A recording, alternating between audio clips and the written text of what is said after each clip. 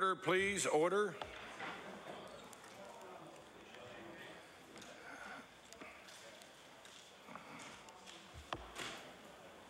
Before we start the daily routine, the subject for late debate has been chosen and submitted by the member for Guysborough Sheet Harbour and reads, therefore be it resolved, the members of the House of Assembly recognize and congratulate all participants in the Ship Start Here campaign who through their efforts raised the level of awareness of the importance of the national shipbuilding strategy to Nova Scotia, the Atlantic region and all of Canada.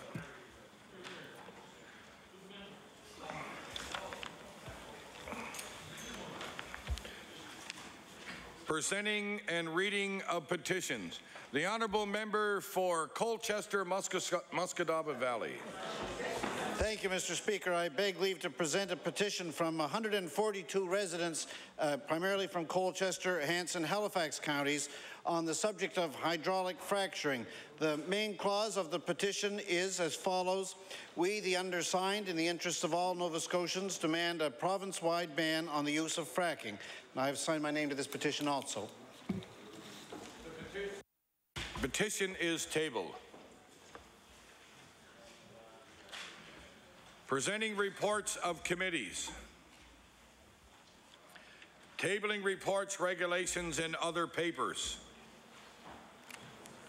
Statements by ministers. The Government notices of motion. The Honourable Minister of Health and Wellness. Thank you very much, Mr. Speaker. Mr. Speaker, before I read my resolution, I would ask your permission to make an introduction, please. Most certainly.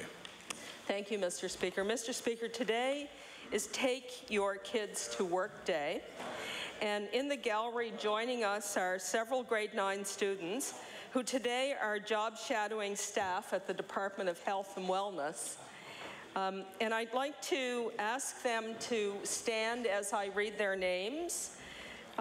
Dan Bayland, Emily Shields, Tori Bowes, Jacob Davis, Jeff Hebb, Kyle Murray, Dustin Watson, Chloe Thomason-Hung, and Luke Casey.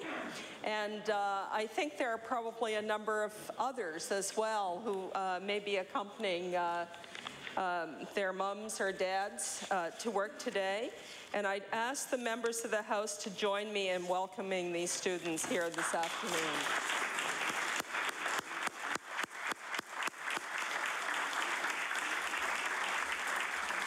We welcome all our guests to the gallery and hope that you enjoyed today's proceedings. I will now recognize the Honourable Minister of Health and Wellness. Thank you very much. Mr. Speaker, I hereby give notice that on a future day I shall move the adoption of the following resolution. Whereas on Wednesday, November 2nd, grade 9 students across Canada will get to experience a day in the workforce. And whereas grade 9 students here in Nova Scotia, while spending the day at work with a parent or guardian, will learn firsthand the type of work they do and provide insight into future opportunities.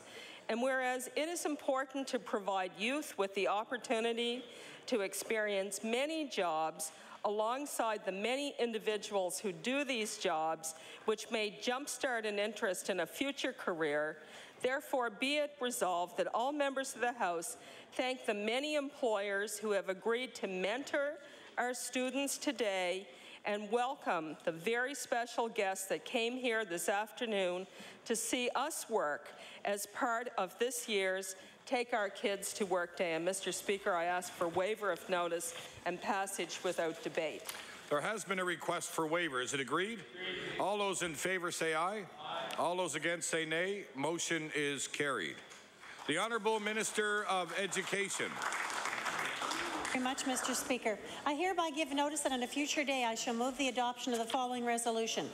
Whereas the The playing of our country's national anthem is a central part of the school day in Nova Scotia, and whereas the Canadian Broadcasting Corporation recently recorded 5 versions of O Canada featuring Symphony Nova Scotia and 105 youth from children's choirs from across the province, and whereas the recordings were presented to the province at a ceremony at Southdale North Woodside School so that all students could sing along to our national anthem performed by musicians from Nova Scotia.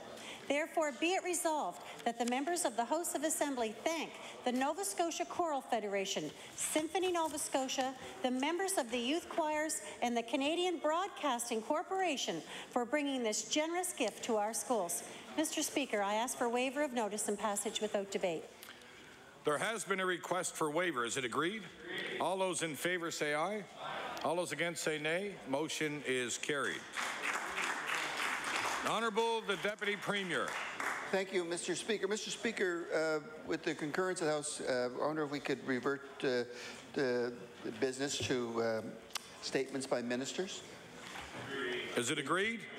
All those in favour say aye. Aye. Against say nay. Motion is carried. Honourable the Premier.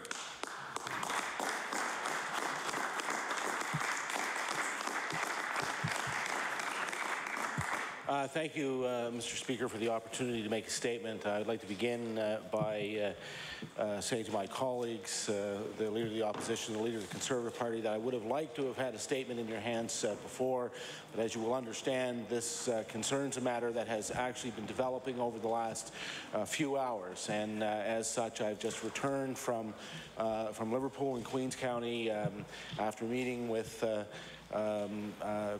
the representatives of the union, local management, suppliers, sawmill operators, local municipalities, and I felt that it was necessary for me to be in a position to report to the House of Assembly at the earliest opportunity so that you would be as well informed as possible.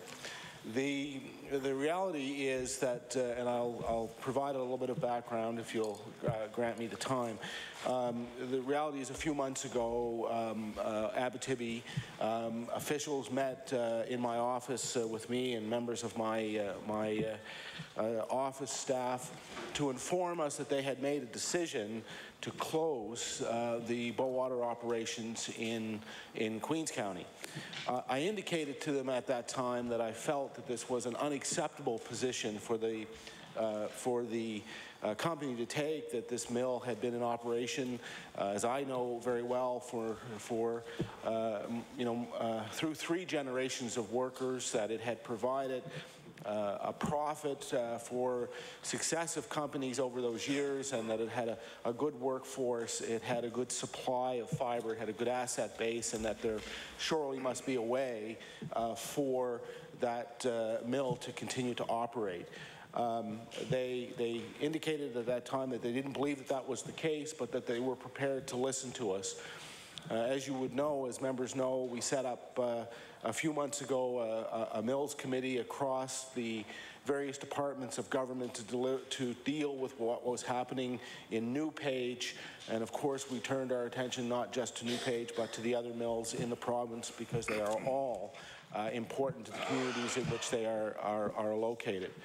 Over the last number of months, we have worked with the Bowater management team, both local and international, and they have come to the conclusion now that there is a way forward for that mill. It will not be easy. It is not in the same position as the New Page Port Hawkesbury mill. Obviously, that one went through a bankruptcy, which puts it in a different category. It has an asset that needs to be sold.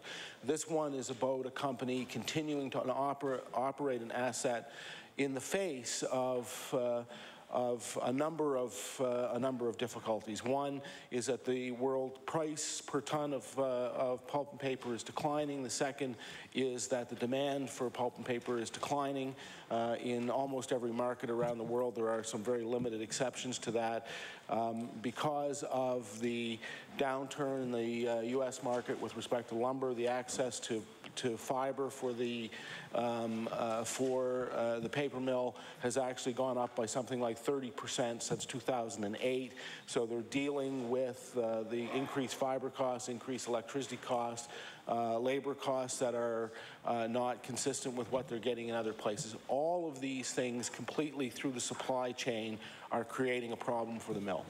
We have said and we have pledged our commitment to the mill, but I think more importantly to the community, to the people who work in that mill, to the families who rely on it, to do everything in our power to try and ensure that we take costs out of the supply chain from one end to the other in order to ensure that that mill, in fact, has a future. They have now said that they are willing to consider that, but that if they are going to make another decision other than closure, that that's going to have to be done soon. So this morning, as I indicated, I met with all of the stakeholders. I indicated that we needed to go through this planning process. We needed to do it as quickly as possible in order to be able to get a new plan before. And remember, this is not the local management, before the management of the company to make the decision to continue.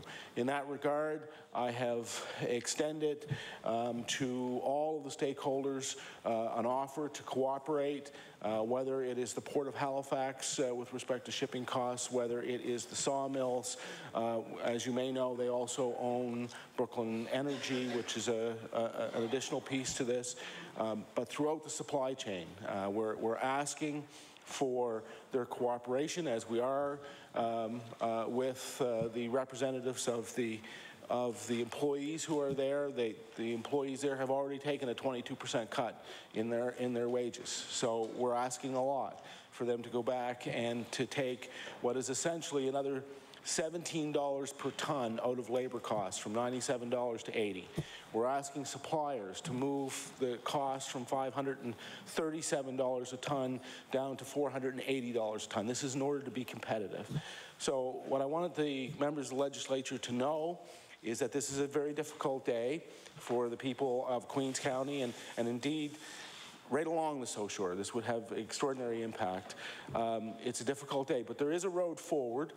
I'm sure that all of you would, as I had with the new Page Port Hawkesbury mill, I'm sure that all of you would want to cooperate in assisting us to get to where we have to be. We've made a commitment to do that. We're going to support that community. We're going to support their families. We're going to support the people who work there because we're all in this boat. Thank you for the opportunity to make a statement, Mr. Speaker. Thank you. The Honourable Leader of the Official Opposition. Thank you.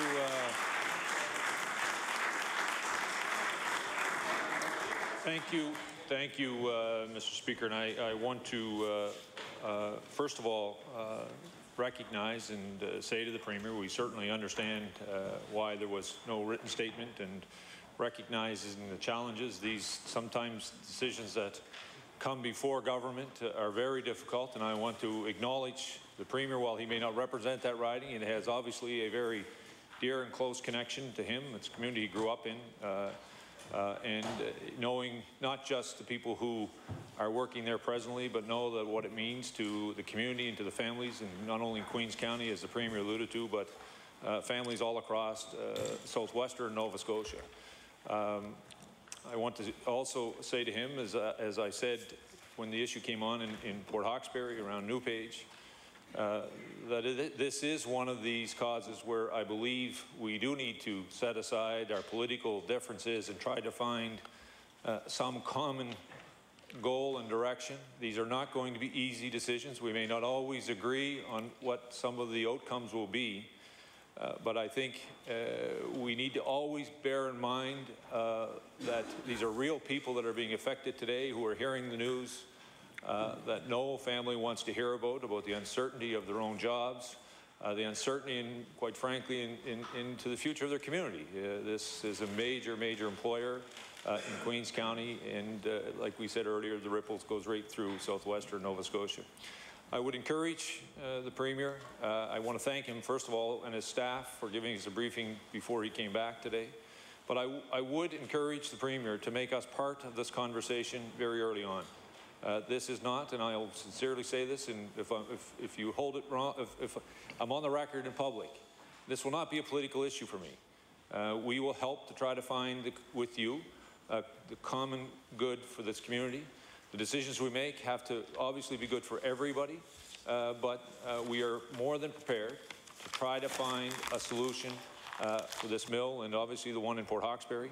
But we need to be part of the conversations early on so that we can find a collective solution.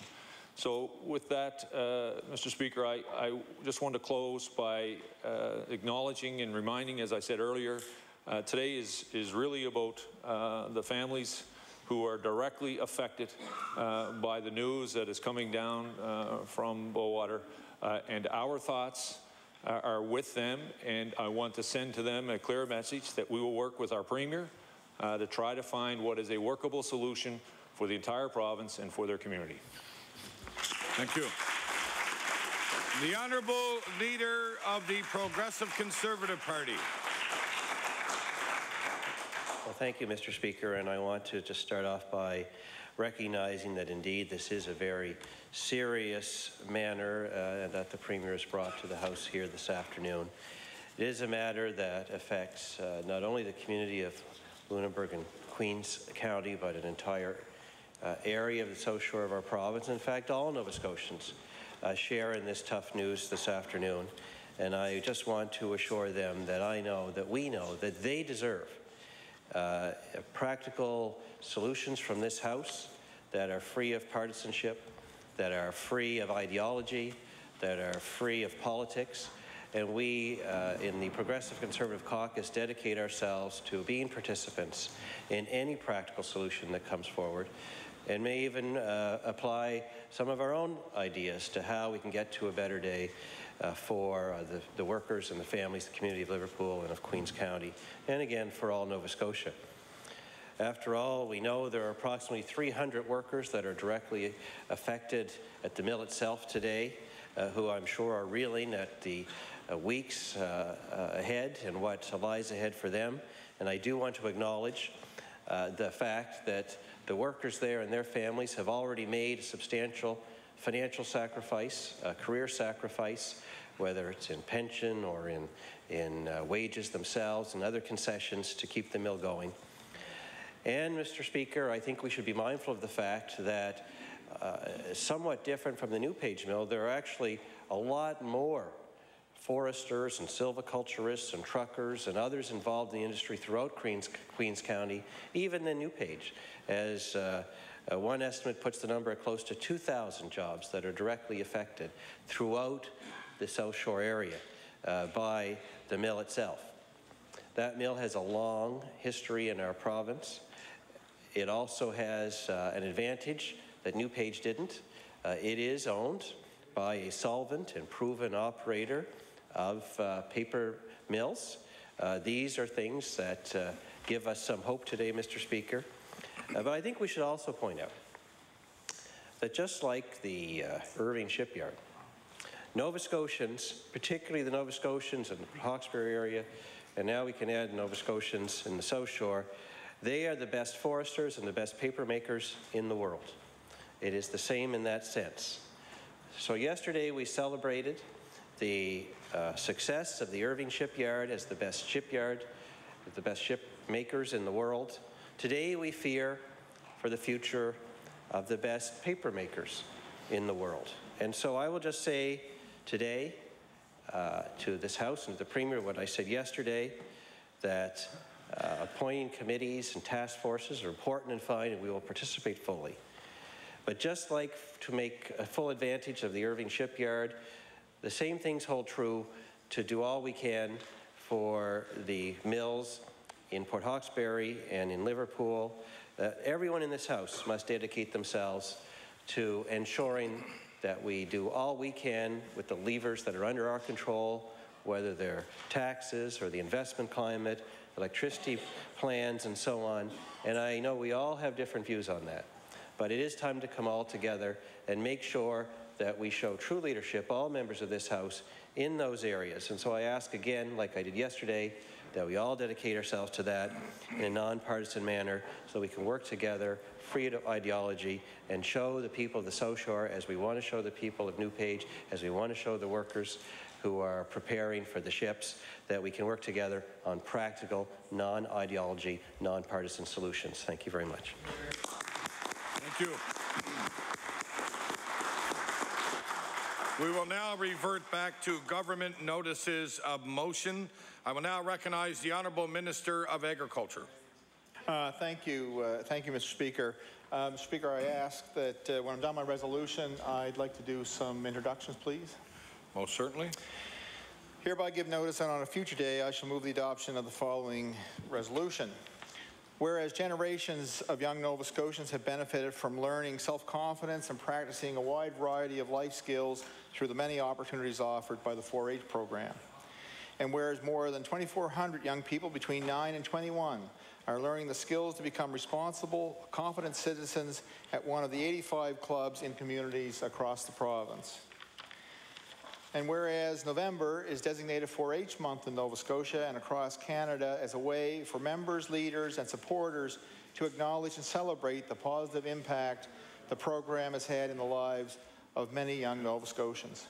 Therefore, be resolved that all members of this House Assembly celebrate the month of November as 4-H month and acknowledge the program's important role in creating the agricultural, business, government, and civic leaders of the future. And Mr. Speaker, I request waiver of notice and passage without debate. There has been a request for waiver. Is it agreed? All those in favour say aye. All those against say nay.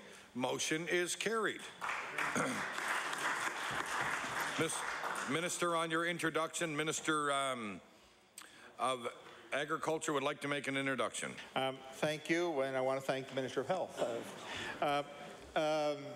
To members in the House, it gives me pleasure to introduce the provincial host and hostess for 4-H, who will reign until next May, when the host and hostess for 2012 will be chosen.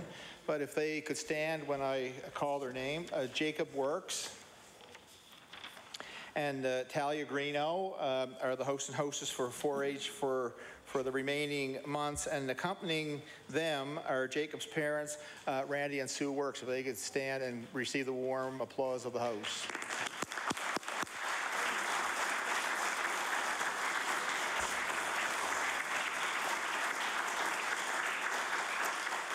We welcome all our guests to the gallery and hope that you enjoy today's proceedings. The Honourable Minister of Agriculture. Thank you, Mr. Speaker, and I'll put on my Service Nova Scotia hat. On the Honourable Minister of Service Nova Scotia Municipal Relations. Thank you. I want to, for members to note in the East Gallery, a leader with a group of kids from employees of the Department of Service Nova Scotia Municipal Relations. Now, I have Tracy Faulkner, so I don't know if they're still here, and a group of 9. But also from my communication staff, Deborah Bear is here with her daughter Sarah. And so if we could give them a warm welcome.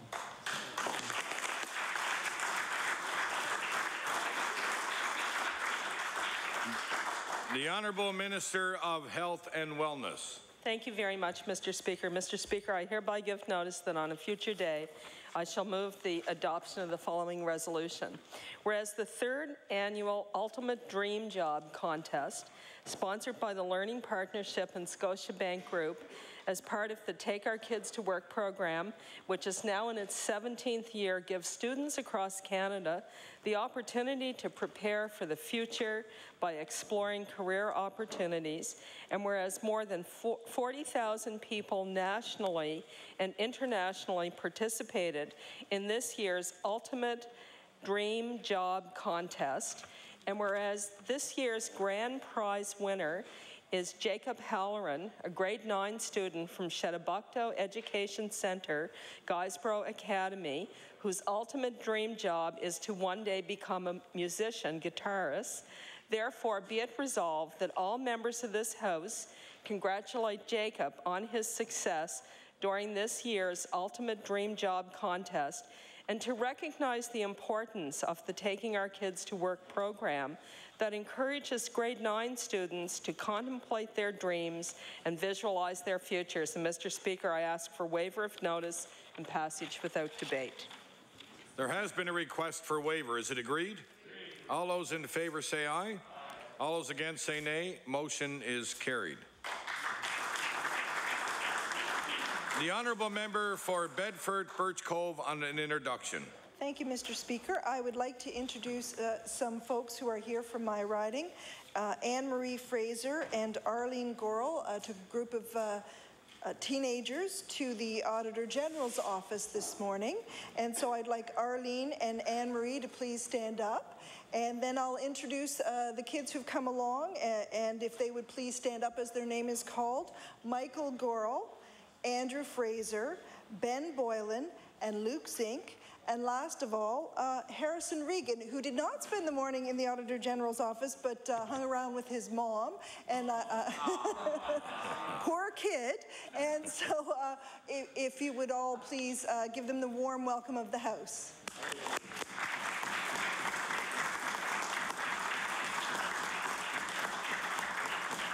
We welcome all our guests to the gallery and hope they enjoyed today's proceedings. I will now recognize the Honourable Minister of Health and Wellness. Thank you very much, Mr. Speaker. Mr. Speaker, with your permission, can I make an introduction that went with my previous resolution? Most certainly. Thank you. I was remiss, Mr. Speaker, when I did my resolution. I understand that Jacob Halloran is actually in our gallery today. And I would ask him to rise and receive not only the warm welcome, but the congratulations of the members of the House for his success in this, national competition. Thank you, Mr. Speaker.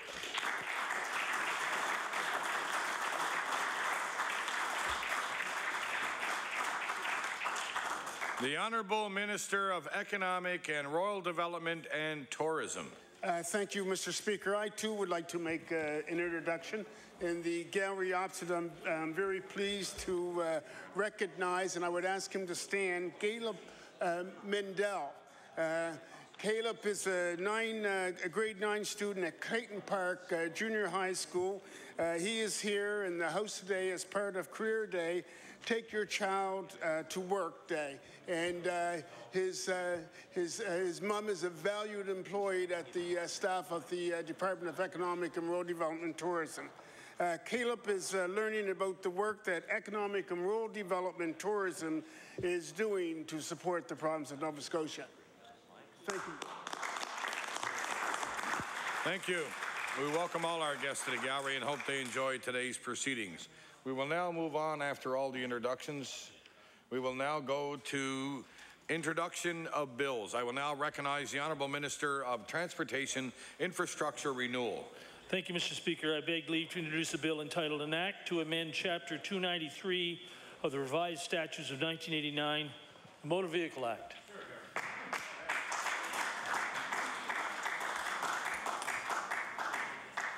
The Honourable Minister for Transportation Infrastructure Renewal begs leave to introduce a bill entitled An Act to Amend Chapter 293 of the Revised Statute 1989, the Motor Vehicle Act.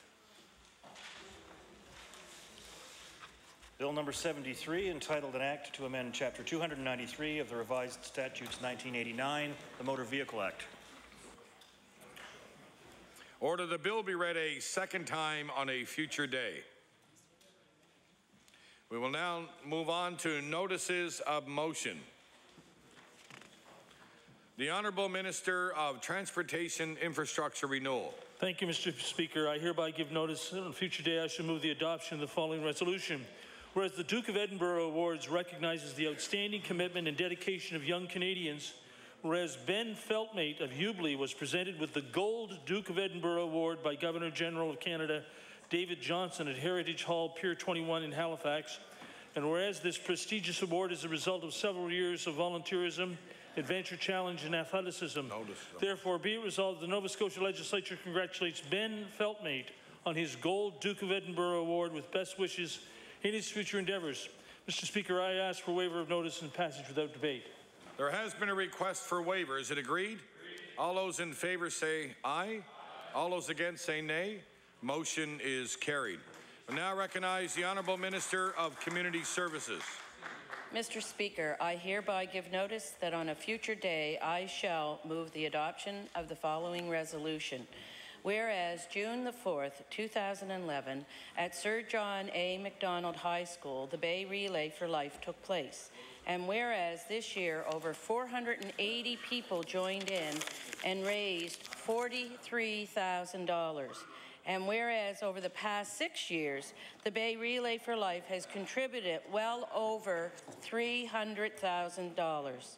Therefore, be it resolved that the Nova Scotia Legislature congratulates and thanks all volunteers who helped plan the 2011 Bay Relay for Life, as well as everyone who participated.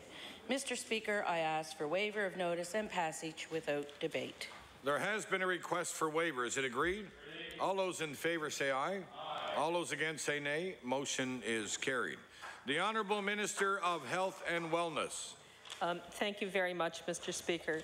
Mr. Speaker, I hereby give notice that on a future day, I shall move the adoption of the following resolution.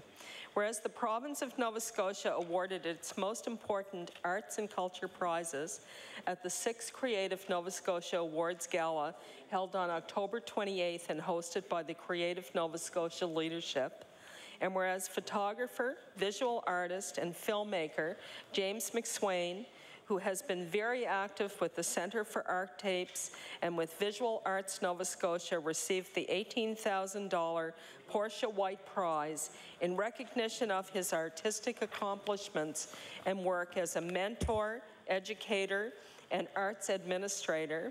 And whereas as this year's winner, Mr. McSwain named Visual Arts Nova Scotia's mentorship program as his protege to receive a $7,000 prize, which will consist of program participants working with Mr. McSwain over a 10-month period during which they will benefit from an exchange of knowledge and expertise. Therefore, be it resolved that the members of the Nova Scotia House of Assembly congratulate James McSwain on being the very deserving recipient of the 2011 Portia White Prize, and also congratulate the mentorship program of Visual Arts Nova Scotia on the creative opportunity they will enjoy as Mr. McSwain's protege in the coming months. And Mr. Speaker, I request waiver of notice and passage without debate. There has been a request for waiver. Is it agreed? All those in favour say aye.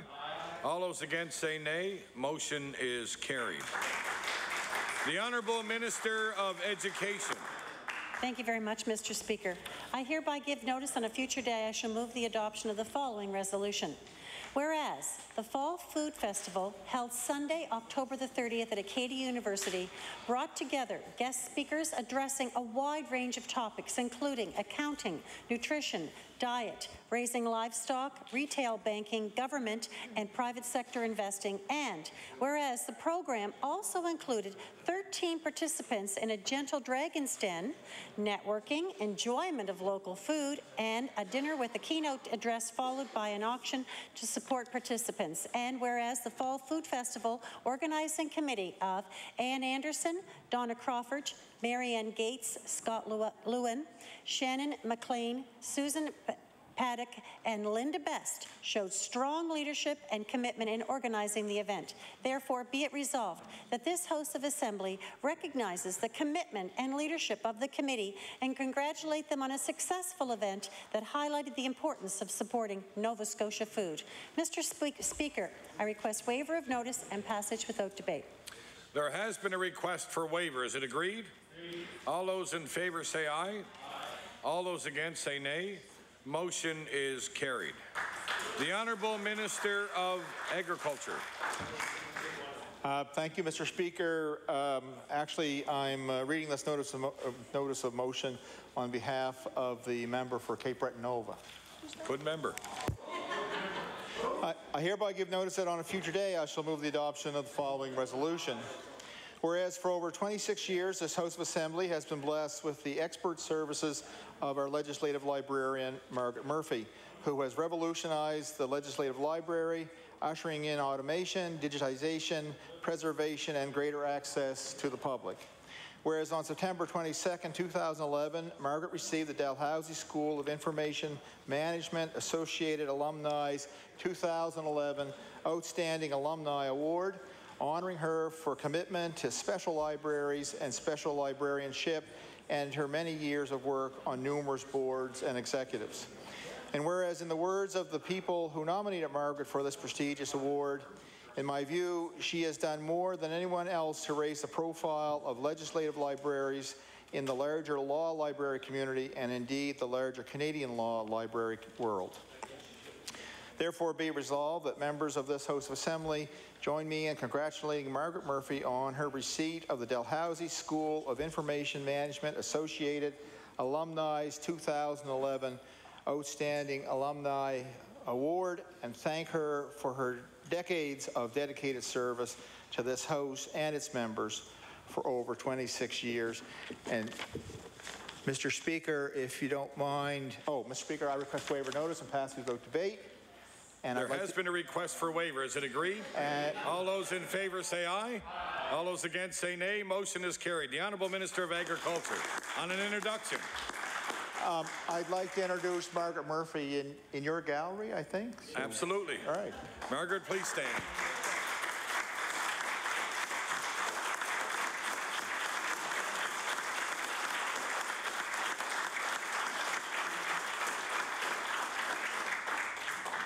Mr. Speaker, we're going to rewrite Murphy's Law that anything that can go right will go right. So. Oh, boy.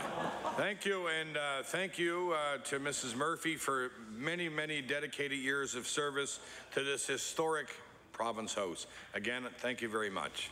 The Honourable Minister of Fisheries. Thank you, Mr. Speaker. Mr. Speaker, I hereby give notice on a future day I should move the adoption of the following resolution. Whereas the members of the Nimble Thimble Quilt Guild in Shelburne have reached out to the victims of the massive forest fire that destroyed 40% of the town of Slave Lake, Alberta in May 2011.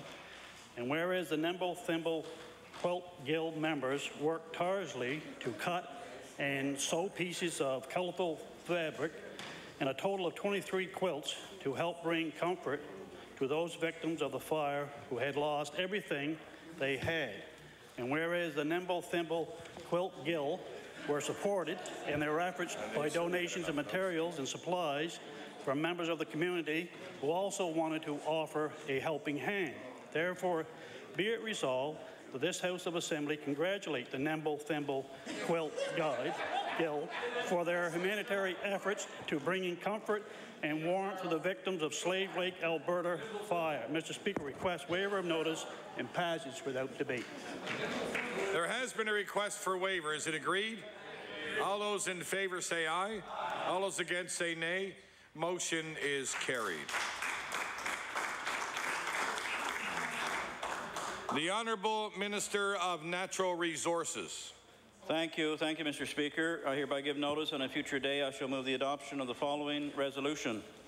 Whereas Bill Keeping of Pictou, a model shipbuilder, has built a model replica of the 3 skysail yarder ship named the Warrior, and whereas the original Warrior was built in 1884 in River John and was the largest wooden sailing ship built in Pictou County, weighing 1,611 ton. And whereas Mr. Keeping's replica of the ship Warrior is currently on display in the foyer of the River John Library for all to enjoy. Therefore, it be resolved the Nova Scotia Legislative Assembly congratulates and thanks Mr. Bill Keating for his creative talents in making a replica of the Warrior. And Mr. Speaker, I request waiver of notice and passage without debate. There has been a request for waiver. Is it agreed? All those in favour say aye. All those against say nay. Motion is carried. The Honourable Member for Halifax Citadel, Sable Island. Thank you, Mr. Speaker. Mr. Speaker, I believe the Minister of Finance would like to do an introduction. Whenever he gets in a seat. Oh, sorry. The Honourable Minister of Finance, glad to see you're at your place. Thank you, Mr. Speaker. I just wanted to draw the attention of the House to a couple of familiar faces in the gallery. Peter O'Brien, formerly of the Canadian Federation of Independent Business, and Carol McCullough, formerly of the Construction Association of Nova Scotia. Very talented advocates on behalf of their respective organizations, and now in their retirement, they come here just for fun. and so if I could ask them to, if I could ask Carol and Peter to rise and receive the welcome of the House.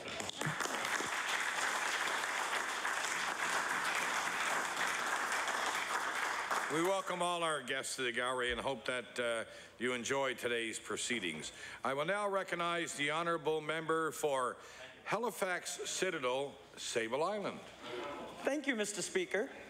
Mr. Speaker, I hereby give notice that on a future day I shall move the adoption of the following resolution. Whereas Bryony House is a 24-bed shelter in Halifax, which has been offering a safe and secure refuge to abused women and their children since 1978, and whereas Bryony House provides shelter and culturally sensitive support services, including counseling to approximately 450 women and children, in addition to answering more than 2,500 distress calls each year.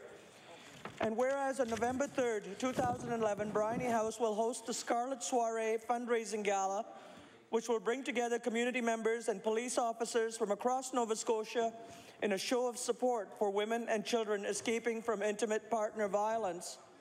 Therefore, be it resolved that this House of Assembly recognizes Bryony House, its staff, volunteers, and supporters for their commitment to raising social awareness of partner abuse and helping women and children to live free of violence with renewed hope for the future. Mr. Speaker, I request waiver of notice and passage without debate. There has been a request for waiver. Is it agreed? All those in favour say aye. All those against say nay. Motion is carried. The honourable member for Trorrell, Bible Hill. Thank you, Mr. Speaker. Mr. Speaker, I hereby give notice that on a future day I shall move the adoption of the following resolution. Whereas Matthew Hunter won a silver medal in the 50-meter butterfly while representing Canada at the 2011 Special Olympics World Summer Games in Greece. And whereas Matthew Hunter has been swimming for 11 years, training with both the Special Olympics team as well as the Truro Centurions swim team.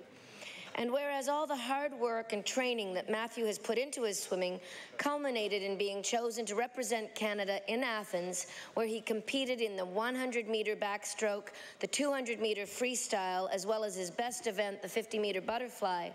Therefore, be it resolved that the Nova Scotia Legislature congratulates Matthew Hunter for representing Canada at the 2011 Special Olympics World Summer Games in Greece and for bringing home a silver medal. Mr. Speaker, I request waiver of notice and passage without debate. There has been a request for waiver. Is it agreed? All those in favour say aye. All those against say nay. Motion is carried. I will now recognize the honourable member for Cole Harbour Eastern Passage. Thank you, Mr. Speaker. With your permission, I'd like to do an introduction first. Most certainly. Thank you. I'd like to take this time, and it's my pleasure to introduce 3 students who are job shadowing today with what I understand is their favorite MLA, and you'll understand that in a moment when I tell you a little story.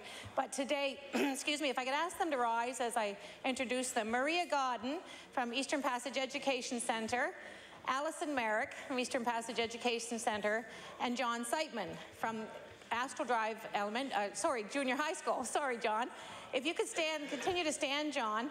I just heard a quick story that I'd like to share with you very, very quickly. I understand that John was under the guidance of the Honourable MLA from Hammonds Plains, Upper Sackville, in a church camp, and he partaked in a contest about politics. John I've known from birth, and John has been engaged in politics from when I can't remember, and he was in a contest with our colleague, and guess who won?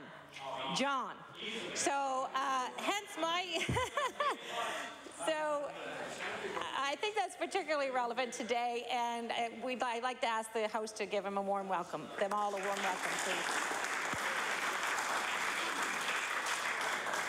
We welcome all our guests to the gallery and hope they enjoy today's proceedings. I will now recognize the honourable member for Cole Harbour Eastern Passage. Thank you. I hereby give notice that on a future day I shall move the adoption of the following resolution. Whereas today, November 2nd, 2011, is Take Your Kid to Work Day in Canada. And whereas students in grade 9 from across the country will be joining their parents, a relative, a friend, or a volunteer host for a day of job shadowing.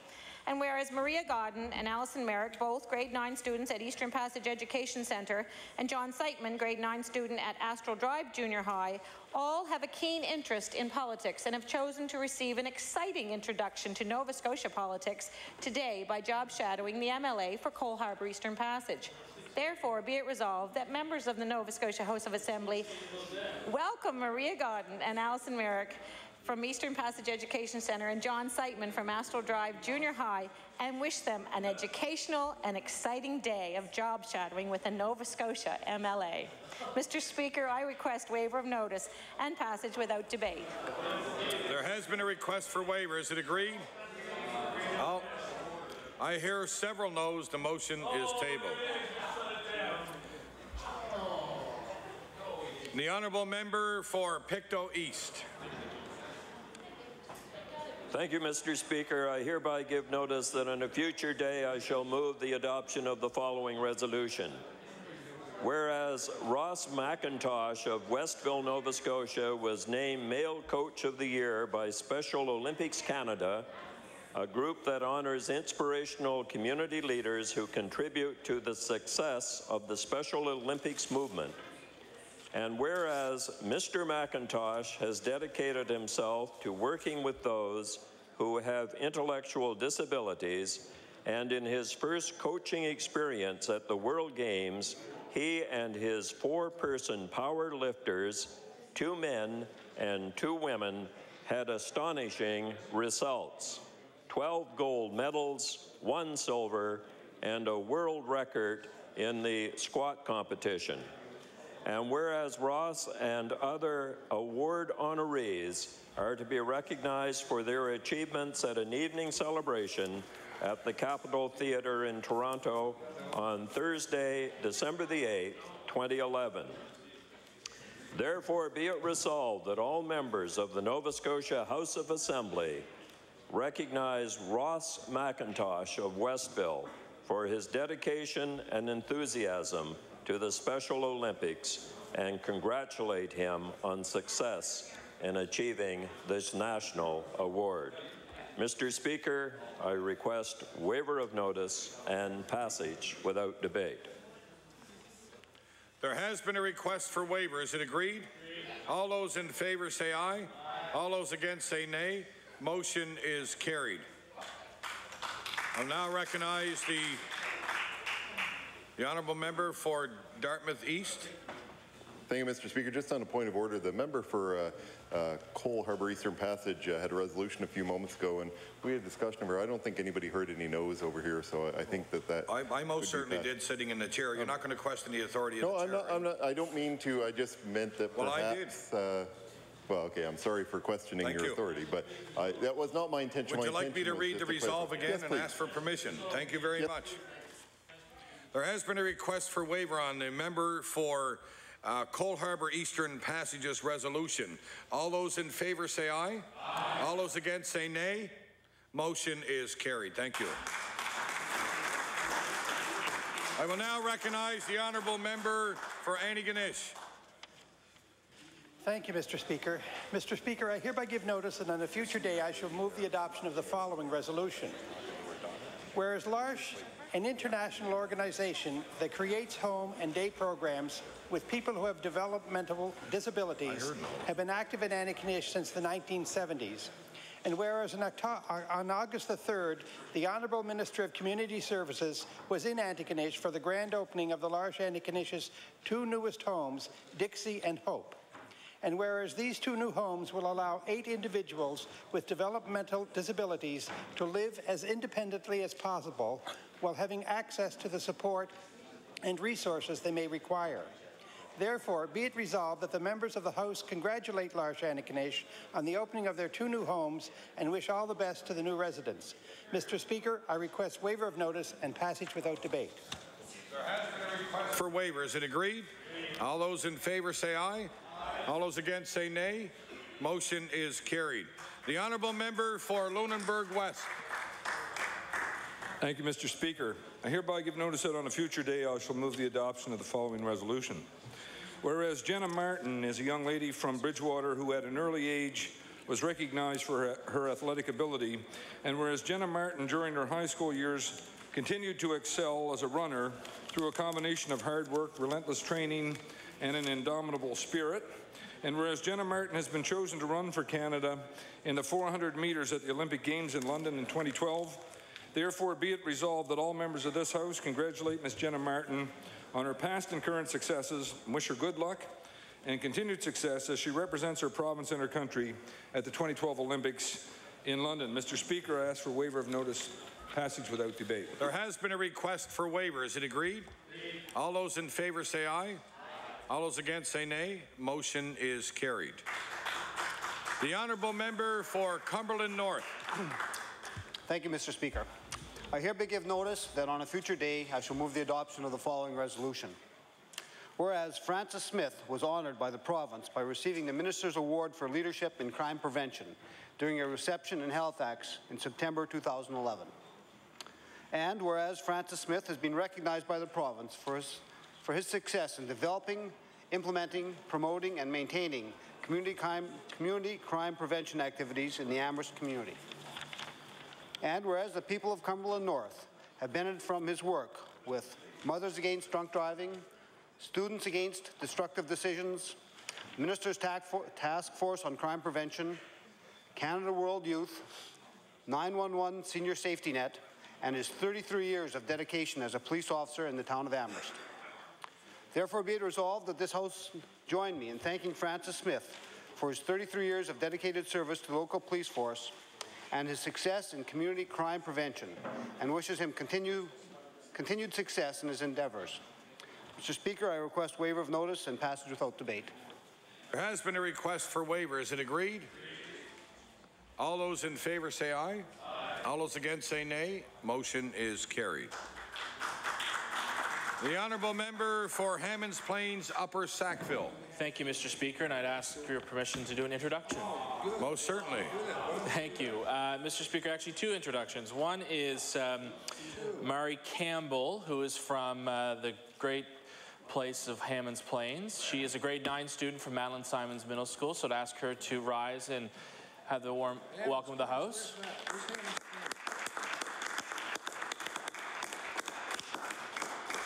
As well as someone by the name of Bailey Vino, who is Nancy Shepherd's daughter, who is the EA to the Minister of the Public Service Commission. Bailey is she's a grade 9 student at Ellenvale Junior High in Dartmouth. So I'd ask her to stand and have the warm welcome of the House. We welcome all our guests to the gallery and hope they enjoyed today's proceedings. I will now recognize the honourable member for Hammonds Plains Upper Sackville. Thank you, Mr. Speaker. I hereby give notice that on a future day I shall move the adoption of the following resolution. Whereas on September 24th, 2011, the residents of Sackville, Fall River and area enjoyed its third annual Sackville Kinsman Community Bowl, a varsity football game between Sackville and Lockview High Schools that takes place amid other fun activities. And whereas this event helps raise funds for high school graduates to pursue post-secondary educational opportunities while also promoting healthy living in Nova Scotian communities. And whereas the Community Bowl is a great fun for the students of Sackville and Lockview High Schools, as well as the larger body of attendees. Therefore, be it resolved that all members of this House join me in congratulating all organizers, volunteers, and participants in the third annual Kinsman Community Bowl that was held on September 24th, 2011, which is an impressive example of how Nova Scotia's communities can work together towards common goals. Mr. Speaker, I request waiver of notice and passage without debate. There has been a request for waiver. Is it agreed? Agreed. All those in favour say aye. Aye. All those against say nay. Motion is carried. The honourable member for Kings North. Thank you, Mr. Speaker. I hereby give notice that on a future day I shall move the adoption of the following resolution. Whereas Lloyd Smith, a Kentville native now living near Wolfville, had a long, illustrious career representing the Annapolis Valley as a town crier. And whereas Lloyd Smith's career began in 1978 when he represented Windsor in the first International Town Criers competition in Halifax, a career that has since expanded to include roles as crier or ambassador for Annapolis Royal, Kentville, Berwick, Hantsport, Wolfville, West Hants and Kings counties, New Minas, Kingston, Greenwood, and the Annapolis Valley Apple Blossom Festival. And whereas Mr. Smith is one of only 11 town criers active in the province of Nova Scotia, one of the longest-serving town criers in North America, and the recipient of numerous national and international honors, therefore be it resolved that the Nova Scotia House of Assembly congratulates Lloyd Smith on 33 years as an ambassador for the Annapolis Valley and for striving at all times to add dignity, respect, pomp and color to each and every community ceremony in which he participates. Mr. Speaker, I request waiver of notice and passage without debate. There has been a request for waiver. Is it agreed? All those in favour say aye. Aye. All those against say nay. Motion is carried.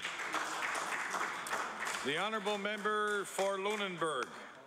Thank you, Mr. Speaker. I hereby give notice that on a future day I shall move the adoption of the following resolution. Whereas the Lunenburg Queen's Business Excellence Award are presented annually to recognize, celebrate, and inspire excellence throughout the region with participation from 7 different chambers of commerce and boards of trade throughout Lunenburg and Queens counties. And whereas the Export Achievement Award, sponsored by Nova Scotia Business Inc., recognizes a business that has demonstrated an increase in exports within the last year and can demonstrate a positive impact on the local economy. And whereas Texbach International, a custom-made shipping solution company based in Rhodes Corner that has been in operation for 16 years under the ownership of Rayner and Birgit Bressman, have seen 2 major expansions to accommodate their client base, won the award for export achievement. Therefore, be it resolved that this House of Assembly congratulates Texbach International for winning the Export Achievement Award for the Lunenburg Queen's Business Excellence Awards on October 18, 2011. Mr. Speaker, I request waiver of notice and passage without debate. There has been a request for waiver. Is it agreed?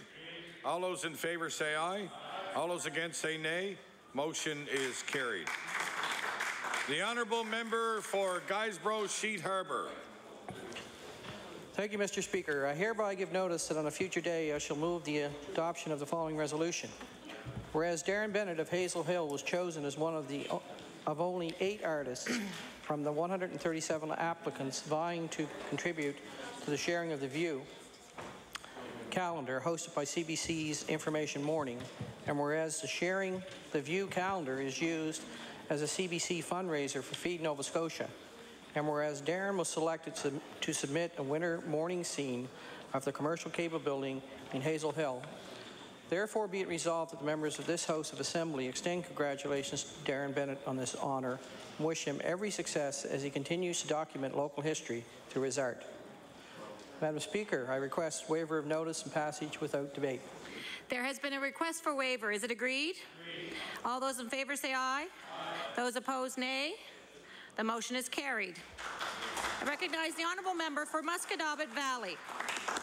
Thank you, Madam Speaker. I hereby give notice that on a future day I shall move the adoption of the following resolution. Whereas Mary Cook of Middle Musquodoboit was honoured as Fair Person of the Year at the Halifax County Exhibition on August 24th, and whereas this honour was extended in recognition of the many decades of Mary's contributions to the exhibition, beginning in the 1970s when she held the position of Superintendent of School Exhibits at the historic Harrison House, and whereas Mary's ongoing participation in her community has included her contributions to such organizations as the Musquodoboit Valley Healthcare Auxiliary, the Musquodoboit Valley branch of the Canadian Diabetes Association, and Middleton United Church in Middle Musquodoboit, therefore be it resolved that the Nova Scotia House of Assembly joins with the people of the Musquodoboit Valley in honouring Mary Cook's extensive contributions to her community, as these have been symbolized in her receiving the designation 2011 Halifax County Exhibition Fair Person of the Year. Madam Speaker, I request waiver of notice and passage without debate. Mr. Speaker, I'm sorry. I request waiver of notice and passage without debate. There has been a request for waiver. Is it agreed? All those in favour say aye. All those against say nay. Motion is carried. The Honourable Minister of Transportation Infrastructure Renewal. Thank you, Mr. Speaker. I hereby give notice on a future day I shall move the adoption of the following resolution. Whereas Glengarry homeowners officially opened their new neighborhood playground on Charles Street in Timberley on Saturday, September 17, 2011, and whereas area residents of all ages showed their appreciation by attending the opening, whereas this project was successfully completed because of the dedication of numerous volunteers under the leadership of Ken Ubley, Brian Johnson, John Feetham, Barb Shanks, and Doug Wise. Therefore, be it resolved that the Nova Scotia Legislature congratulates and thanks Glengarry residents for their initiative and thanks them for their hard work in the building of the playground on Charles Street in Timberley. Mr. Speaker, I ask for waiver of notice and passage without debate. There has been a request for waiver. Is it agreed? All those in favour say aye. All those against say nay. Motion is carried. The Honourable Minister of Fisheries. Thank you, Mr. Speaker. Mr. Speaker, I hereby give notice on a future day I shall move the adoption of the following resolution. Whereas Shelburne County Intermediate Care Paramedic Crystal Larkin was presented with the Exemplary Service Medal for the Lieutenant Governor Mayanne Francis on August 15, 2011, and whereas Crystal Larkin, who is in her 21st year of service, began her career as a volunteer, going on to become the first female seniors operation paramedic in Nova Scotia, as well as the first female supervisor within emergency Medicare. And whereas Crystal Larkin is also a co-founder of the Emergency Medical Services Symposium that not only serves to better educate paramedics, but also supports many worthwhile charitable causes throughout Nova Scotia. Therefore, be it resolved that the House of Assembly congratulate the Service Medal recipient Crystal Larkin for her many years of dedicated service as a paramedic to the people of Nova Scotia. Mr. Speaker, request waiver of notice and passage without debate. There has been a request for waiver. Is it agreed? All those in favour say aye. All those against say nay. Motion is carried. The Honourable Member for Halifax Citadel, Sable Island. Thank you, Mr. Speaker. Mr. Speaker, I hereby give notice that on a future day I shall move the adoption of the following resolution. Whereas the Canadian Broadcasting Corporation has been a revered promoter of Canadian culture since its first radio broadcast in 1936, evolving into a full-service broadcaster in French, English, and Aboriginal languages. And whereas over the years, the CBC has dedicated itself to providing quality regional programming as exemplified today in Nova Scotia by programs such as Information Morning, Main Street, and Maritime Noon, which tell our stories which reflect the unique fabric of our province and its people.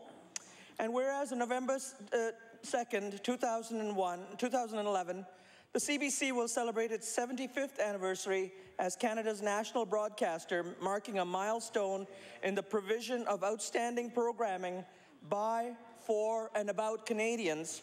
Therefore, be it resolved that this House of Assembly recognizes the Canadian Broadcasting Corporation for its commitment to both preserving and championing Canadian and maritime culture, and extends congratulations on 75 distinguished years of national, regional, and local programming. Mr. Speaker, I ask for waiver of notice and passage without debate. There has been a request for waiver. Is it agreed? All those in favour say aye. All those against say nay. Motion is carried. The Honourable Minister of Community Services. Mr. Speaker, I hereby give notice that on a future day I shall move the adoption of the following resolution. Whereas on October the 13th, 2011, the Tantallon Library celebrated 10 years of service in the community. And whereas over the years, thousands of people have passed through the doors of the library, and whereas manager Elaine Murray hosted a party complete with birthday cake and music to celebrate the occasion with over 40 people in attendance. Therefore, be it resolved that the Nova Scotia Legislature congratulates the Tantallon Library, Elaine Murray, staff and volunteers, and wishes them another successful 10 years. Mr. Speaker, I ask for waiver of notice and passage without debate. There has been a request for waiver. Is it agreed? All those in favour say aye. All those against say nay. Motion is carried. The Honourable Minister of Communities, Culture and Heritage. Thank you, Mr. Speaker. I hereby give notice that on a future day I shall move the adoption of the following resolution, whereas Walter Moyes is a science teacher at A.J. Smeltzer Junior High in Lower Sackville, and whereas Walter Moyes was teaching grade 8 students about the water resources around the world and encouraged them to raise money to build a well. And whereas Mr. Moyes' students raised $650 to build a well in Garlapadu village in India. Therefore, be it resolved that members of this House of Assembly commend Walter Moyes, science teacher at A.J. Smeltzer Junior High School in Lower Sackville, for teaching his students the value of water as a global resource and for encouraging him to raise $650 to build a well in Garlapadu village in India, and wish him future success in his teaching endeavors. Mr. Speaker, I request waiver and passage without debate. There has been a request for waiver. Is it agreed? All those in favour say aye. All those against say nay. Motion is carried. The Honourable Minister of Natural Resources. Thank you, Mr. Speaker. I hereby give notice that on a future day I shall move the adoption of the following resolution. Whereas Angus Swanty, a native of River John, a film producer, had 2 of his short films, Discrimination of the Dead and Pawn Shop, screened at the Toronto International Film Festival in September. And whereas Mr. Swanty has been active in the Nova Scotia film industry as a producer, writer and director since 1996. And whereas Mr. Swanty made his first film in 2005 and credits his success in the film business to great local talent and the support of Film Nova Scotia. Therefore, it be resolved that the Nova Scotia Legislative Assembly congratulates Angus Swanty on having 2 of his films screened at the Toronto International Film Festival in September and wishes him further success. And Mr. Speaker, I request waiver of notice and passage without debate. There has been a request for waiver. Is it agreed? All those in favour say aye. All those against say nay. Motion is carried. The Honourable Member for Truro Bible Hill. Thank you, Mr. Speaker. Mr. Speaker, I hereby give notice that on a future day I shall move the adoption of the following resolution. Whereas Margolians Maritimes Limited, a 4th-generation family business located in Truro, currently operated by Robert Seidler and his son, Mark, will be closing its doors in January 2012. And whereas Margolians has served Truro and the surrounding area since 1929, 88 years from the same location on Inglis Place, and has acquired many devoted long-time customers during that time. And whereas over these many years of service to the community, Margolians has developed an outstanding reputation for their large selection of quality merchandise and great customer service, and was the recipient of the 2010 Business Achievement Award from the Truro and District Chamber of Commerce. Therefore, be it resolved that the Nova Scotia Legislature acknowledges the outstanding contributions of Margolians Maritimes Limited to Truro and thanks them for being a long-standing member of the downtown business community. Mr. Speaker, I request waiver of notice and passage without debate. There has been a request for waiver. Is it agreed? All those in favour say aye. All those against say nay. Motion is carried. The Honourable Member for Pictou East. Thank you, Mr. Speaker. I hereby give notice that on a future day I shall move the adoption of the following resolution. Whereas Hilary Pellerine of Marykamish, Pictou County, has just entered her 2nd semester of an 18-month cosmetology program at the Pictou campus of the Nova Scotia Community College, and whereas at the age of 19, Hilary Pellerine was awarded Nova Scotia's only gold medal in hairdressing at the National Skills Competition held June the 2nd through June the 4th this year in Quebec City. And whereas Hilary Pellerine has also been awarded the best in the region for her top scores on the Nova Scotia team. Therefore, be it resolved that all members of the Nova Scotia House of Assembly congratulate Hilary Pellerine for her outstanding achievement in hairdressing and cosmetology. Mr. Speaker, I request waiver of notice and passage without debate. There has been a request for waiver. Is it agreed? All those in favor say aye. All those against say nay. Motion is carried. The honourable member for Antigonish. Thank you, Mr. Speaker. Mr. Speaker, I hereby give notice that on a future day I shall move the adoption of the following resolution. Whereas Kevin McDonald, CEO of GASHA, the Guysborough-Antigonish Straight Health Authority, since 2001, recently announced he will be retiring in early 2012. And whereas Kevin McDonald has worked in the healthcare system for 35 years and previously held positions as the Vice President of Human Resources for the former Eastern Regional Health Board and CEO of the Inverness Memorial Hospital, and whereas in addition to his work with GASHA, Mr. McDonald serves on many health-related boards, including as the chair of the Diabetes Care Program of Nova Scotia. Therefore, be it resolved that the members of the House thank Kevin McDonald for his many years of service and wish him all the best in his retirement. Mr. Speaker, I request waiver of notice and passage without debate. There has been a request for waiver. Is it agreed? All those in favor say aye. All those against say nay. Motion is carried. The honourable member for Cumberland North. Thank you, Mr. Speaker. I hereby give notice that on a future day I shall move the adoption of the following resolution.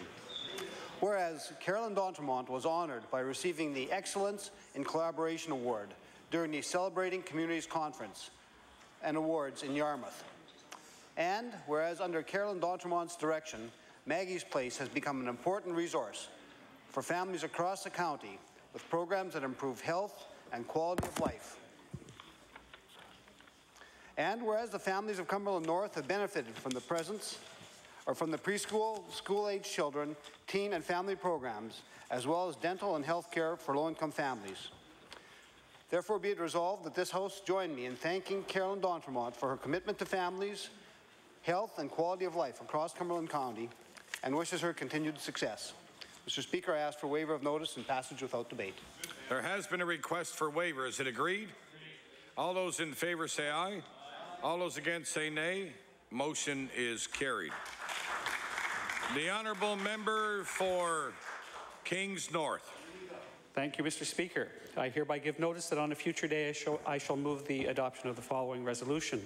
Whereas Kings Transit Authority, sometimes known as KTA, provides public transportation services to thousands of riders each month, and whereas the combined vision of Kings Transit's owners, the County of Kings, the towns of Kentville, Berwick, and Wolfville, in partnership with the municipalities of West Hants, Windsor, Annapolis, and Digby counties, has enabled KTA to expand coverage to include most points from West Hants to Weymouth.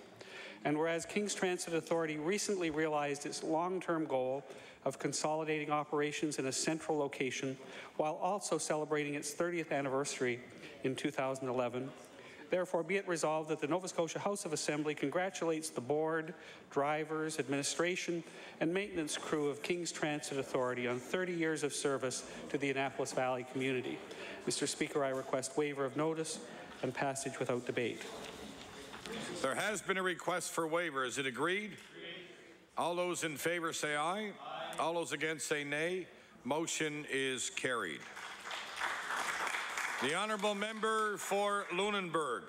Thank you, Mr. Speaker. I hereby give notice that on a future day I shall move the adoption of the following resolution. Whereas the town of Lunenburg has a rich historical background of many different nationalities and groups who make up the unique cultural heritage of the town, and whereas Lunenburg is home to many Newfoundlanders who uphold the Newfoundland traditions through the group called Terra Neuve Newfoundlanders and Friends Association, and whereas Terra Neuve Newfoundlanders and Friends held the 15th annual Newfie Days Festival this past October, celebrating their Newfoundland heritage with everything from moose soup to balling yarn to traditional Newfoundland music. Therefore, be it resolved that this House of Assembly recognizes the 15th annual anniversary of the Newfie Days Festival held in the town of Lunenburg each October and organized by Terra Neuve Newfoundlanders and Friends Association. Mr. Speaker, I request waiver of notice and passage without debate. There has been a request for waiver. Is it agreed? All those in favor say aye. All those against say nay. Motion is carried. The honourable member for Guysborough Sheet Harbour. Thank you, Mr. Speaker. I hereby give notice that on a future day I shall move the adoption of the following resolution. Whereas Director Devin Ashley, Musical Director Michael Robinson, and Choreographer John Murphy, along with local musicians and community volunteers, joined together to help the students of Sheet Harbour Consolidated, Lakefront, and Eastern Consolidated Schools stage a play.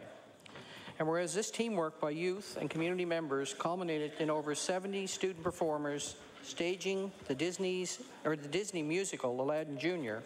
for community enjoyment in the Sheet Harbour Consolidated School Gymnasium, and whereas the play and all the hard volunteer work that went into it received an outstanding and enthusiastic response of delight from the audience. Therefore, be it resolved that the members of this House of Assembly recognize the hard work that went into creating this excellent performance by Sheet Harbour Consolidated, Lakefront, and Eastern Consolidated teachers, students, and contributing community partners. Mr. Speaker, I request waiver of notice and passage without debate. There has been a request for waiver. Is it agreed? All those in favour say aye. Aye. All those against say nay. Motion is carried. We will now begin oral questions put by members to ministers. The time is 3:22. We will go till 4:52. The Honourable Leader of the Official Opposition. Thank you, Mr. Speaker. Last May, my question is to the Premier.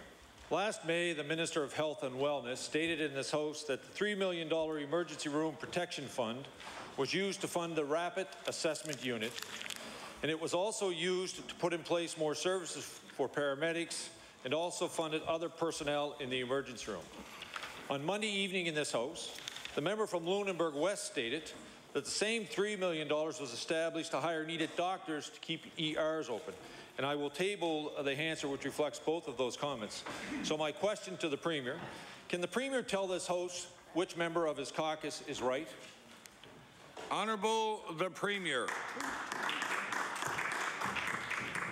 Thank you, Mr. Speaker. What the Leader of the Opposition should know is that the Emergency Room Protection Fund was used to ensure that there are appropriate staff in place in the emergency rooms.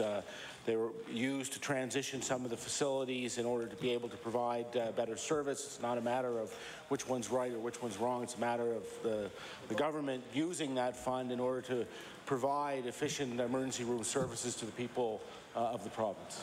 The Honourable Leader of the Official Opposition on his first supplementary. Mr. Speaker, it's about being open and transparent. Mr. Speaker, government is about being accountable to the public.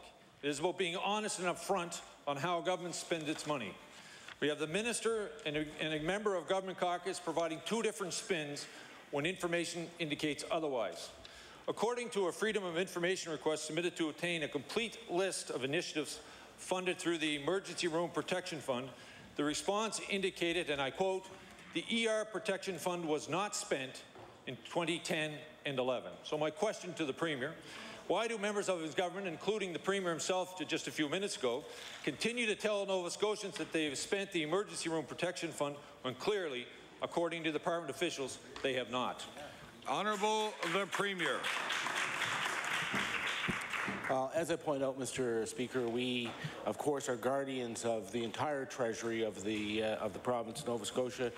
We spend the funds that we get in order to supply the services that people need, and that's what we have done with the provision of services in the emergency rooms, as we have with the transition of facilities, as we have in sending the money out to the district health authorities. The Honourable Leader of the Official Opposition on his final supplementary. Mr. Speaker, I'm not sure the Premier is getting it. Members of his caucus are standing in this House telling Nova Scotians that they are spending money to deal with emergency issues in their individual communities. There's absolutely no question that emergency rooms across this province are still closing. Over 18,000 hours have closed this year, Mr. Speaker. And members of his caucus are standing in this House telling the people of this province that they are using a fund for that purpose when clearly they are not. They are clearly misleading the people of Nova Scotia, Mr. Speaker. My question to the Premier, why should Nova Scotians believe anything that is coming out of the front benches of this government when the Premier stands here and defends misleading the people of this province? Honourable the Premier. Well, Mr. Speaker, I'm not misleading anyone. I'm trying to give the Leader of the Opposition an answer. The reality is that we have, in fact, invested in improvements to emergency rooms. I was pleased to be with the Leader of the Conservative Party at the I don't know if he's at all of them, but the openings in Tatamagouche and in Pugwash, what's that? Parsboro, Mr. Speaker, the announcements that were made there and the opening of the Parsboro Centre. And Mr. Speaker, we're using the funds for exactly those kinds of initiatives. The Honourable Leader of the Progressive Conservative Party. Thank you, Mr. Speaker. My question is for the Premier. Yesterday in this House, Mr. Speaker, the Premier described concerns about first contract arbitration as, and I quote, much ado about nothing. Well, Mr. Speaker, in one sense, he's correct. There is no need for this legislation. No one wants it, but someone is asking for it. And so my question to the Premier is this. Why is the Premier fiddling with Labour legislation that is neither needed nor wanted? Honourable the Premier. Mr. Speaker, I'm not sure what the position of the Leader of the Conservative Party is.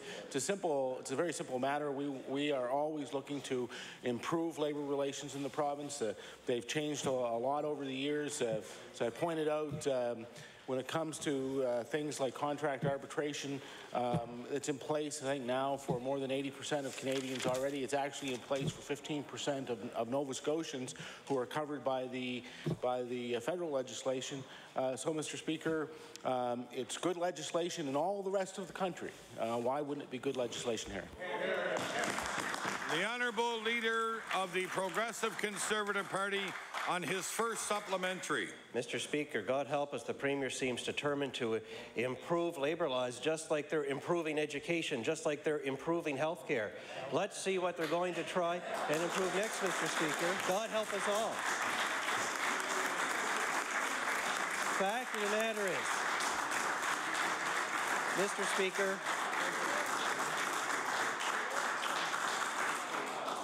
Mr. Speaker, first contract arbitration is a job killer.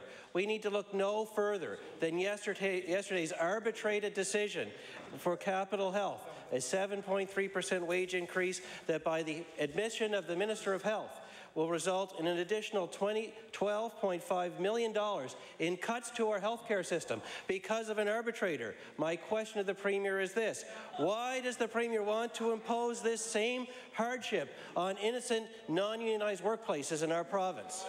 Honourable the Premier. Well, first of all, Mr. Speaker, it doesn't apply to non-unionized workplaces. He keeps saying that's not true.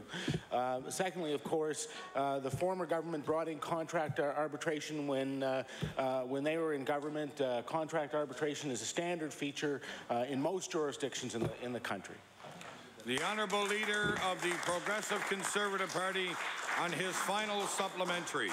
Mr. Speaker, the Premier should read his own briefing notes. This is first contract arbitration for companies that do not already have a contract. You have to have a union, but you know what, Mr. Speaker? They do have to have a union, and that is the point, isn't it? Because this is all part of a pattern. Several years ago, the Deputy Premier brought forward a bill, Bill 220, that says you don't even have to vote to have a union anymore. This is part of an ongoing, systematic plan to unionize places that don't want to be. That's why they ran through Bill 100 just last fall. It's all part of a plan. They want it, no one else wants it, but they're going to ram it through anyway. So my question to the Premier is this. Why doesn't he just admit that first contract arbitration is just the latest concession to his special interest friends? Honourable the Premier. I don't know what special interest friends he has that is motivating that question, I guess, Mr. Speaker. You know, the simple fact of the matter is, Mr. Speaker, there is a process underway. We put in place, you know, a Labour Management Committee so that they can have an opportunity to look at labor relations. So there was an actual process for these things to take place instead of, you know, employers or employees being surprised by legislation that may not be helpful. This is a good process. Not only does it include employer and employee representatives, but it calls upon the wider community for its input, as it did in this case with small businesses and with other interested stakeholders in the community. It's a good process. We look forward to the report. The honourable member for Halifax Clayton Park. Thank you, Mr. Speaker. My question today is for the Minister of Finance. Mr. Speaker, in recent days, economic experts from across the country have been downgrading their growth forecasts for the Nova Scotia economy. 4 major banks have recently released estimates that have downgraded the prospects for the province. Mr. Speaker, I have here to table today the 4 that I'm referring to, but I'd like to just point out that the Royal Bank has lowered their growth prospects to 1.3 and 1.6% for the next 2 years. TD puts it down to 1.4% for the next 2 years. Bank of Montreal is 1.6 and 2% for 2012. And Scotiabank has it at 1.5 and 1.2% growth, respectively.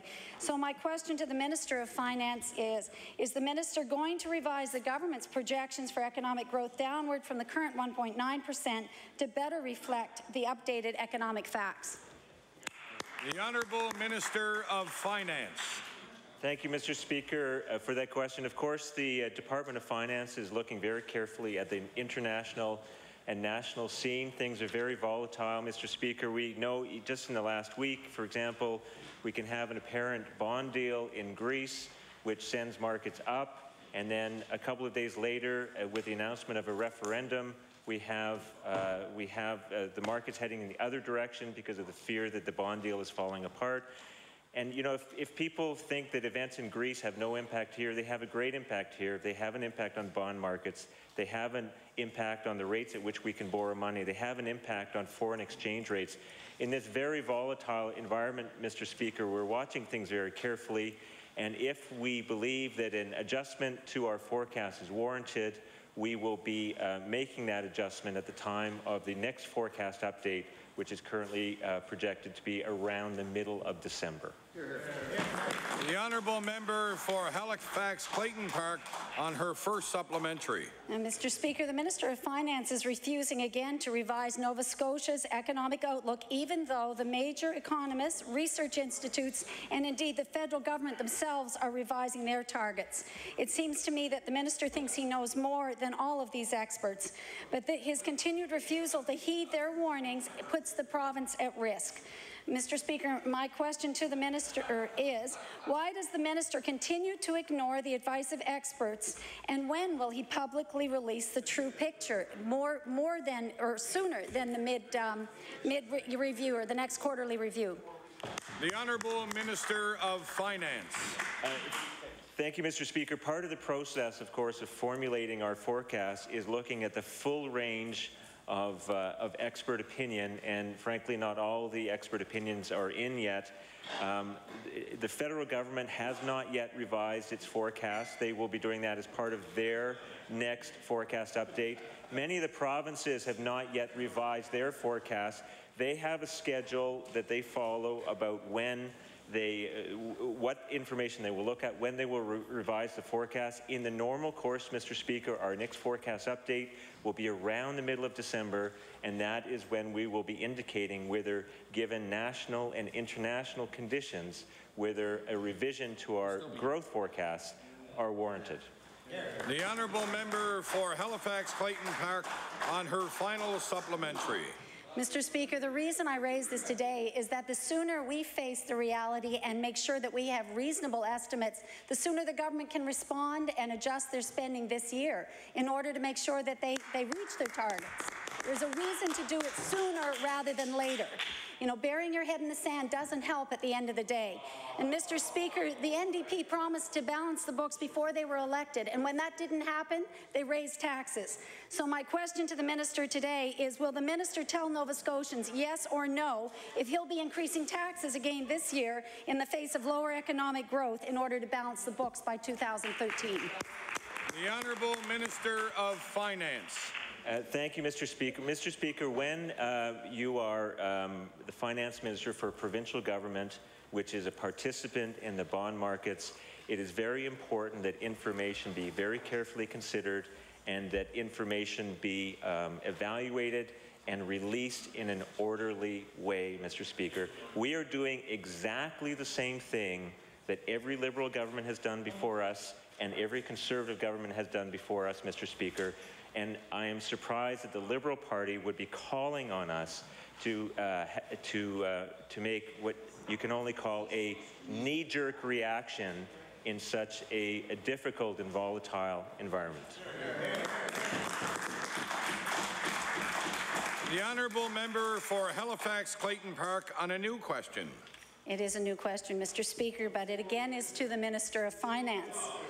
Mr. Speaker, people across this province are finding it harder to make ends meet. Too many people are losing their jobs, finding it difficult to heat their homes and harder to feed their families. Mr. Speaker, Nova Scotians have heard quite enough of the NDP rhetoric. If the minister will not listen to the forecast from the private banks in this country, perhaps he'll listen to the food banks in this province. Will the Minister of Finance tell the people of this province who cannot make ends meet why this NDP government is forcing more and more of them to turn to food banks? The Honourable Minister of Finance.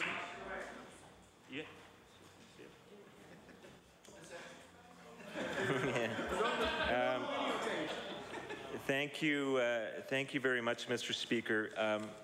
When it comes to rhetoric, Mr. Speaker, nobody beats the opposition.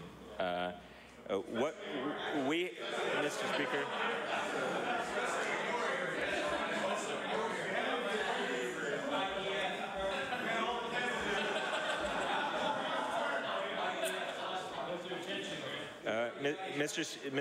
Mr. Speaker, the question of the situation of the poorest among us is a very important, very sensitive topic, which is why this government has paid so much attention through things like the disability tax credit, the poverty reduction tax credit, the affordable living tax credit, Mr. Speaker, taking the provincial portion of the HST off home heating fuel, Mr. Speaker, and unlike the Conservative Party, keeping it off, Mr. Speaker. All of these things are important ways that we have of supporting those among us who are least advantaged, Mr. Speaker. But on that score, we can never do too much, but we are doing what we can. The Honourable Member for Halifax Clayton Park on her first supplementary. Thank you. Mr. Speaker, the cost to a family of 4 for a healthy food basket increased by $100 a month in the last 2 years. Power rates have gone up over 36% in the last 10 years, and this minister continues to do nothing about that. Gas prices have risen over 25 cents a litre since the NDP took office, and the minister refuses to make gas cheaper by taking the tax on tax off. No wonder more people are struggling to make ends meet under this NDP government. My question to the minister is, will the minister explain why his government chooses to ignore the rising cost of food, power and gas, which together are forcing more and more people to the food banks? The Honourable Minister of Finance. Mr. Speaker, with respect to increase in prices, I just want to point out to that member and all members of the House that the recent rates of inflation have been driven by two things. One is increases in food prices, the other is increase in energy prices. When you take those things out, our inflation rate really is very similar to the rest of the country. But those are two very important things. But the one thing that the opposition never seems to understand or acknowledge, Mr. Speaker, is that food is not taxed in this province, Mr. Speaker. And so I don't understand how it is that they can blame an increase in food prices on anything in particular that the government is doing when food is not taxed. The other thing, Mr. Speaker, is that it is this government. It's not the Liberal Party. It's not the Conservative Party. It is this government that took the provincial portion of the HST off home heating fuel, and we, Mr. Speaker, unlike the Conservatives, are going to keep it off.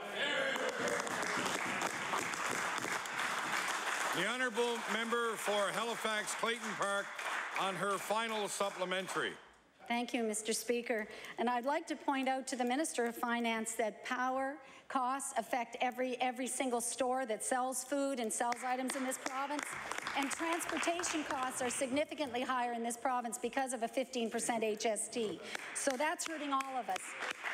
Mr. Speaker, the question relates to the hunger count yesterday that was released for the food bank. It showed that 22,000 people, 22,500 people used the food bank here in Nova Scotia in the 1 month of March, and that 31% of those were children, and that overall this has increased 33% since 2008.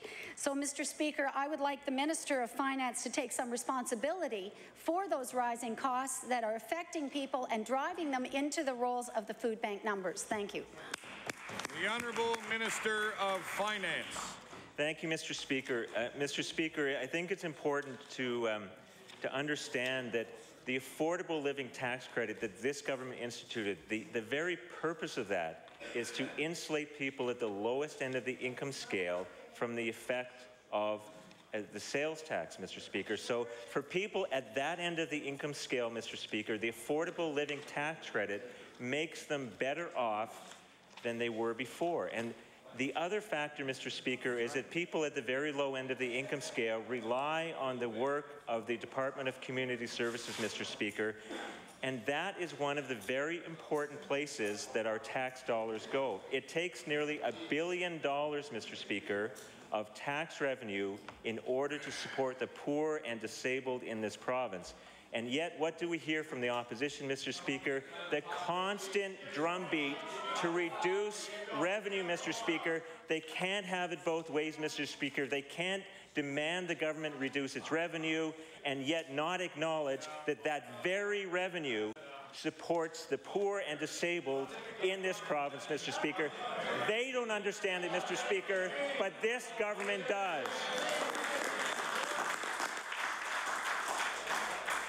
The honourable member for Hants West. Mr. Speaker. Mr. Speaker, my question through you is for the Premier. Yesterday, serious questions were raised about a cabinet minister and paving work in front of his home. Nova Scotians deserve serious answers, Mr. Speaker, but the Premier chose rhetoric instead of serious answers. The chip sealing work on the Renfrew Road in East Hants used provincial government equipment and, Mr. Speaker, provincial government workers to double chip seal a stretch where about 90% of the frontage is owned by the minister. The government claims it is on their plan, but the plan uses language that hides the fact that no reasonable Nova Scotian could figure it out. Mr. Speaker, having had a chance to reflect on his position overnight, will the Premier clearly state when the 5-year plan with the Renfrew Road paving item on it was approved by Cabinet under his leadership? Good question. Honourable the Premier. Well, Mr. Speaker, again, I have no idea what they spent their time doing in government, but we did not bring a road paving plan to the cabinet. No, it did not, Mr. Speaker. It wouldn't, because the money is allocated under the budget. You get an opportunity. You get an opportunity to question that fully during estimates, Mr. Speaker. I have no idea why they would waste the time of cabinet with such a thing. The honourable member for Hants West on his first supplementary. Thank you, Mr. Speaker. Mr. Speaker, the answer shows the Premier is still trying to avoid answering a very serious question. Mr. Speaker, so a simple question for the Premier, but an important one. Under this Premier's leadership, the tone he sets for the whole government. Did the Minister of Service Nova Scotia Municipal Relations declare a conflict between his public duties and his personal affairs and absent himself from discussions about the Renfrew Road when the decisions were made where to pave? The Honourable the Premier. Mr. Speaker, I always said that it didn't come to Cabinet, so there was no discussion to be had. No, what's that? No. No discussions about it whatsoever. Thank you. That's right. The honourable member for Hants West on his final supplementary. Thank you, Mr. Speaker. Mr. Speaker, I asked this yesterday, and it's a very serious matter. The NDP government has to be accountable, Mr. Speaker. The Premier said he'd been out to the Monte Vista Road in 2008. I understand from a news story. He knew his now minister had a personal stake because the alternative he tried to avoid in 2008 would have cost him and his family, by his own admission, Mr. Speaker, in the Enfield Weekly Press at the time, $90,000. Regrettably, that is the fact that pavement enhances his property means has a conflict of interest. Not a pleasant to say, Mr. Speaker, but it has to be said. Where were all the steps that the Premier took to make sure that the Minister of Service Nova Scotia Municipal Relations was not at Cabinet and not involved in any discussion that related to the paving of the Renfrew Road? Honourable the Premier. I'll reiterate it for the member. There were no discussions at Cabinet about this matter whatsoever, so there was nothing that the minister had to absent himself from. There was a road paving plan that was developed by Transportation and Infrastructure Renewal. They are the ones who are in charge of it. We published it so that you could see it in advance, Mr. Speaker, which is, in our view, exactly the appropriate way for things to be done. I don't know how they did it in the past. The honourable member for Kings West. Thank you, Mr. Speaker. Mr. Speaker, yesterday Nova Scotians learned of an arbitration decision that not only sets precedent for future healthcare workers' negotiations, it comes with a price tag outside what government has been saying all along it can't afford. It is this government, Mr. Speaker, that chose the arbitration route as a way to settle with Capital District nurses. It's time for them to now own up and pay the piper as a result of their decision. My question to the Minister of Health: will the Minister assure the people of Nova Scotia here on the floor today that government will cover the full costs of this arbitrated deal and not download the responsibility to Capital District? The Honourable Minister of Health and Wellness. Thank you very much, Mr. Speaker. Mr. Speaker, first of all, I would like to say how pleased I am that we did not have a strike in our largest district health authority in the province.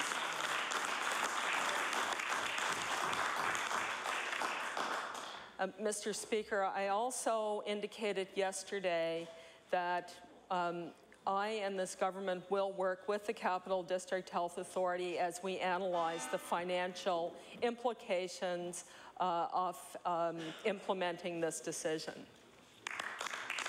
The honourable member for Kings West on his second supplementary. First. Thank you, Mr. Speaker. Mr. Speaker, all districts, including Capital District, have been asked to cut 3% next year. Now it's becoming clearer as to the reason why. The 3% cut has absolutely nothing to do with health care reform and everything to do with amassing a pool of money for government. My question to the Minister: is the Minister asking for a 3% across-the-board cut next year in order to pay for this arbitrated decision and future wage settlements, yes or no? The Honourable Minister of Health and Wellness. Don't be ridiculous, Mr. Speaker. The Honourable Member for Kings West. On your final supplementary. I'm not sure, Mr. Speaker, if that was referring to you or to who, but anyway,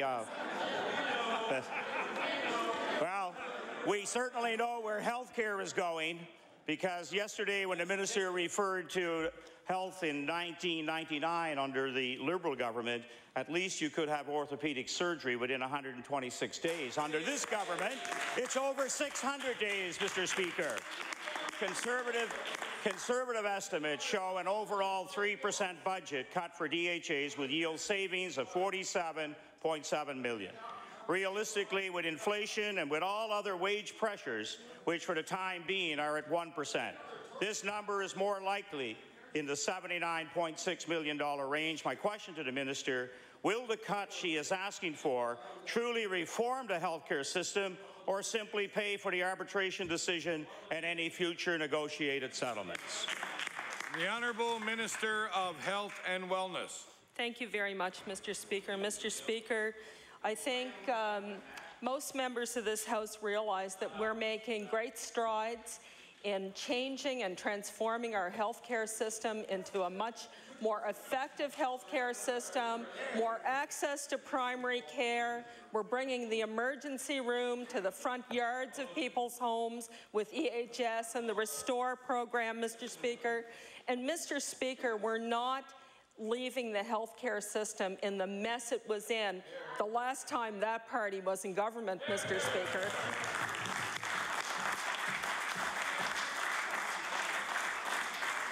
The honourable member for Hants West. Thank you, Mr. Speaker. Mr. Speaker, my question through you, sir, is to the Premier. In 2009, the Premier campaigned on a promise to take politics out of paving. The Premier now leads a government which bought expensive chip sealing equipment and maintains an expensive crew, about 20 people, to operate it on the government payroll. The justification for this was that some of the areas of the province have little competition for this kind of work, and that this equipment could be used to bring the price down. And that's information that's been put out there, and I'll table that for this House today. To the Premier, why under his leadership is this equipment being used in front of the Minister of Service Nova Scotia's home and family lands at great public expense, when in his area is in the centre of the province, has plenty of competition for chip sealing, and has benefited from low prices, contrary to the very justification his government used to get government into the paving business? The Honourable the Premier. Well, Mr. Speaker, as I pointed out earlier, the analysis that was done of the chip sealing program is that it will be less expensive, which means that more, in fact, roads can be done. We're very pleased with that. The honourable member for Hants West on his first supplementary. Mr. Speaker, in 1 year of paving, 1 year, Mr. Speaker, minimal chip sealing done by this NDP government, crews were dispatched to gravel and grade the Minister of Service Nova Scotia's own road in July.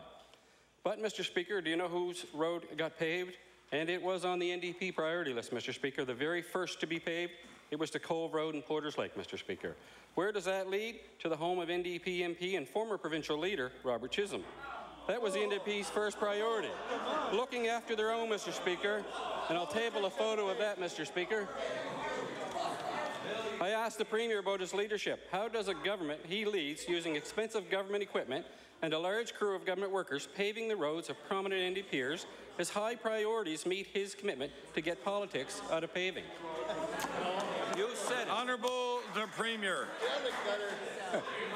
You know, Mr. Speaker, it's hard to believe that they could waste the time of question period with such sad questions, Mr. Speaker. It's what a waste of time, Mr. Speaker. Mr. Speaker, we have a public road paving plan that sets out on the basis of engineering standards what roads should be paved. We pave roads that need to be paved, Mr. Speaker. The honourable member for Hants West on his final supplementary. Thank you, Mr. Speaker. One of the problems with creating government road crews to do chip sealing, aside from the way the NDP are wasting the expense on areas where there was competition, is that the government, the NDP government, Mr. Speaker, do not have put work out to tender. If they did, Mr. Speaker, there'd be a paper trail. It would be fair. Nothing in a tender at all about either paving the Renfrew Road or the the Cove Road, Mr. Speaker. So I asked the Premier, will he commit now to instruct ministers now to tender contracts in areas where there is competition, as promised, and to use accurate and complete information on all government documents so Nova Scotians can see with their own eyes just what this government is up to and which families really are they for? Honourable the Premier. Well, Mr. Speaker, when we were elected, we promised to take politics out of paving. That's what we've done, Mr. Speaker. We published publicly the list of roads that we intend to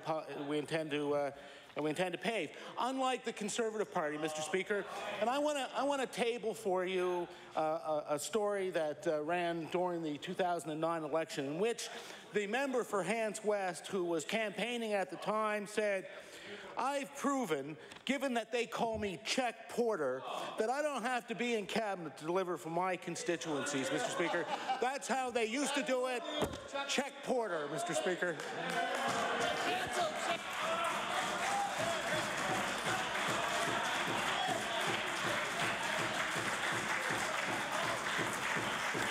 The honourable member for for Colchester North.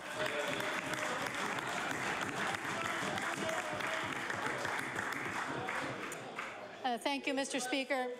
My question through you is to the Minister of Education. Throughout the whole debate on funding cuts to education, the minister continued to tell Nova Scotians that the cuts to public education would not have a negative impact on the classroom. In fact, on April the 11th, 2011, the minister stood in this House and said in response to a question in QP, and I quote, "I trust that the impact will not be felt by students in the classroom." So my question to the minister is this: does the minister still stand by the statement that the impact will not be felt by students in the classroom? The Honourable Minister of Education. Thank you very much, Mr. Speaker. Yes, I stand by my statement. The Honourable Member for Colchester North on her first supplementary. Thank you, Mr. Speaker. Well, I do hope that the minister changes her position after she listens to what people have to say. The education partners across this province, including Alexis Allen, the president of the Nova Scotia Teachers Union, who represents close to 10,000 teachers, along with parents, home and school associations, elected school board members, and school administrators, have all spoken out against the minister's decision. They told her in September of 2010 what the impact would be. She didn't listen. They continued to tell her during the budget building process and asked her to be strong at the cabinet table and to fight for public education, and we know what happened. And they're telling her now. They see larger classes, they see fewer EAs, they see more combined classes, triple grades in elementaries, and I could go on. So my question to the minister is this: who should Nova Scotians believe? The minister, who said there would be no negative impact, or the frontline workers, our teachers, who work directly with students every day? Mr. Speaker, can thousands of parents and teachers who are seeing that negative impact all be wrong? The Honourable Minister of Education. Thank you very much, Mr. Speaker, and thank you for the opportunity to respond to that. I've had the opportunity of being in many schools this fall, and I've been talking to the frontline workers, which are the educational assistants and the teachers in this province. I have been very pleased to see that teachers have an average across this province of 21.8 class sizes across the province. The classes I've been in have all been under 20. I've talked to teachers that have multi-age groupings. People in the frontline workers, what I'm hearing of, they're very happy with the way things have rolled out this fall. I just want to remind the members that we have lost 30,000 students out of our school system in the last 10 years, while funding was increasing by 42%. We need to make sure that we align our resources, and we're making sure that we've increased it per student funding in this province, and it is actually working. In the frontline workers are very pleased with what has happened, and it was an honor to be at many school openings this fall, and I look forward to meeting more teachers. Thank you. The Honourable Member for Colchester North. The Honourable Member for Victoria the Lakes. Speaker. Mr. Speaker, my question through you is to the Minister of Economic and Rural Development and Tourism.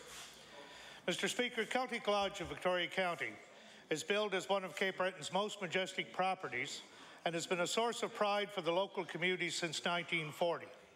Unfortunately, the resort's sterling reputation is becoming tarnished.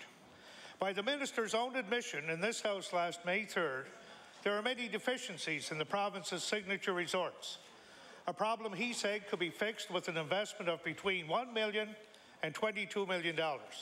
So, Mr. Speaker, my question through you to the Minister: what investment has been made to address the deficiencies in Celtic Lodge and boost tourism in the Ingonish area? The Honourable Minister of Economic and Rural Development and Tourism. Thank you, Mr. Speaker. Mr. Speaker, I'm pleased to rise my place and talk about the signature resorts. We, as a government, recognize the economic engines that those signature resorts